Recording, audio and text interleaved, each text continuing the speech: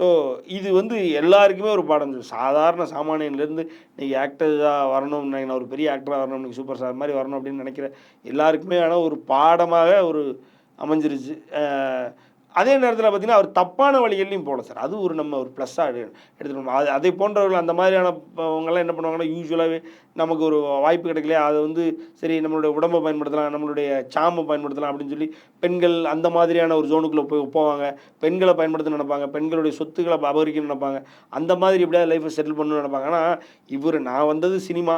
சினிமால எனக்கு வாய்ப்பு கிடைக்குமா? அடுத்தடுத்து என்னால ட்ரை பண்ண முடியும். ட்ரை பண்ண முடியல. அதனால நான் நொடிஞ்சு போய் நான் டிப்ரஸ் ஆகி நான் போறேன். அதே நேரத்தில நான் யாரையும் கெடுக்கணும்னு நினைக்கல. யார்ட்டயும் வந்து மிஸ்பிஹேவ் பண்ணல. நான் யாரையும் வந்து தப்பா நான் வந்து நியாயமா வாழ்ந்திருக்கேன். ஸோ இவருடைய கம்ப்ளீட் என்னைய கேட்டீங்கன்னா, இவருடைய கம்ப்ளீட் லைஃப்ப வந்து ஒரு படமாவே எடுக்கலாம். ஏன்னா, இதில வந்து ஒரு உள்ளார்ந்த கருத்த இன்னைக்கு தமிழ் சமூகத்துக்கும், இன்னைக்கு ஏறக்குறைய இளைஞர்களுக்கு பொதுவா வந்து அத கடத்தி கொண்டு போலாம் அப்படின்றத நான் நினைக்கிறேன்.